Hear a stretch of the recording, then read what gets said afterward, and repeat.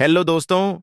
आप सभी का हमारे YouTube चैनल स्टडी टून्स में स्वागत है। इस चैनल के माध्यम से हम आपको 3D वीडियो के जरिए एजुकेशनल कंटेंट देते रहेंगे, तो हमारे YouTube चैनल को सब्सक्राइब, वीडियो को लाइक और शेयर करना न भूलें।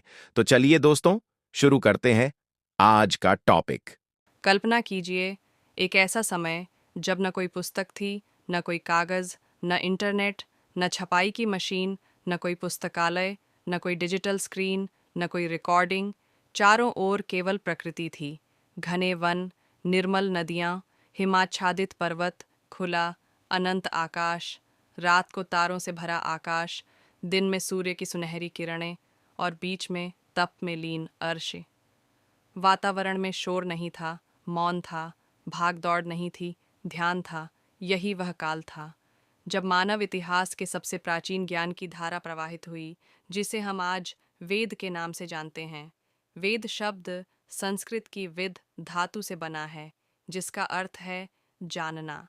पर यह केवल जानकारी नहीं है, यह केवल तथ्यों का संग्रह नहीं है।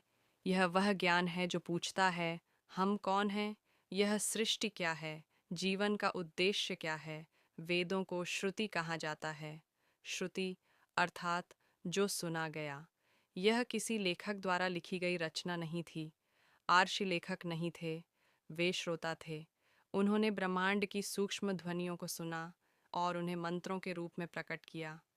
प्राचीन आर्षि गहरे ध्यान में बैठते थे। उनकी चेतना इतनी शांत हो जाती थी कि मन की तरंगें स्थिर हो जाती थीं। जब मन शांत होता है, तभी सत्य प्रकट होता है। कहा जाता है, यह ज्ञान उन्होंने बनाया नहीं था, यह ज्ञान उन्हें अनुभूत हुआ, जैसे आकाश से उतरती हुई ध्वनि, जैसे भीतर से उठती हुई प्रकाश की किरण।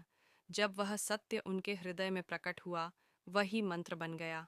सबसे पहले प्रकट हुआ ऋग्वेद। यह वेद स्तुतियों का संग्रह है। इसमें लगभग 1028 सूक्त हैं। इन सूक्तों में अग्नि, इंद्र, वरुण, मित्र, सूर्य, उषा जैसे देवताओं की स्तुति है। पर ध्यान रहे, ये केवल देवताओं की पूजा नहीं है, यह प्रकृति के तत्वों को समझने का प्रयास है। अग्नि केवल आग नहीं, ऊर्जा का प्रतीक, परिवर्तन का प्रतीक। इंद्र केवल देवता नहीं, वर्षा और शक्ति का प्रतीक। सूर्य केवल आकाश में चमकता गोला नहीं, जीवन का आधार। ऋग्वेद हमें सिखाता है, प्रकृति से संघर्ष मत करो, उससे जुड़ो, उसमें देवत्व देखो। समय बीता, ज्ञान और विस्तृत हुआ, फिर प्रकट हुआ यजुर्वेद। यह वेद कर्म का वेद है। यह बताता है यज्ञ कैसे किया जाए, कौन सा मंत्र कब बोला जाए, किस अग्नि में क्या अर्पित किया जाए। पर यज्ञ केवल अग्नि में घी डालना नहीं था। यज्ञ का अर्थ था त्याग, अपने स्वार्थ का त्याग, अपने अहंकार का त्याग, अपनी नकारात्मक प्रवृत्तियों का त्याग। यजुर्वेद हमें सिखाता है जीवन स्वयं एक यज्ञ है। फिर आया सामवेद।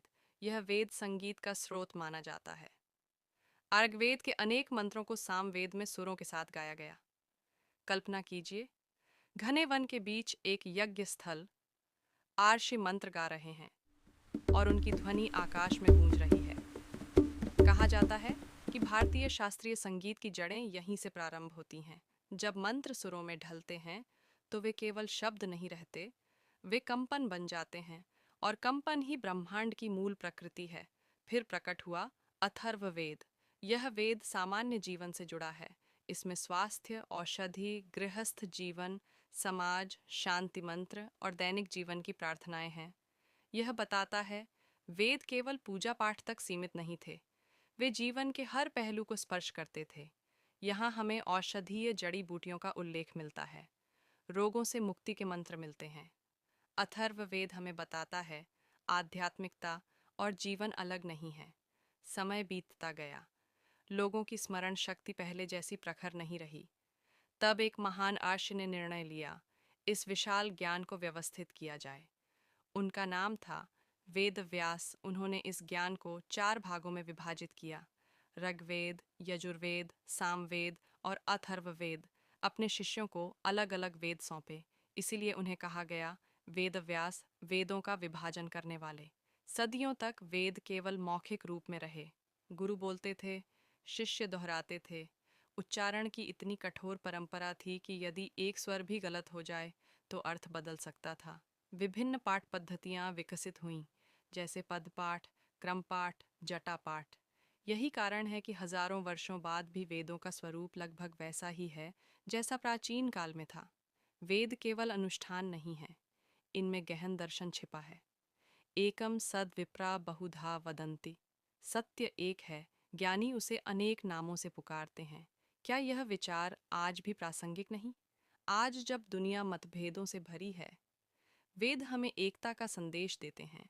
आज हम आधुनिक युग में खड़े हैं, रॉकेट अंतरिक्ष में जा रहे हैं, विज्ञान नई खोजें कर रहा है, कृत्रिम बुद्धिमत्ता विकसित हो रही है।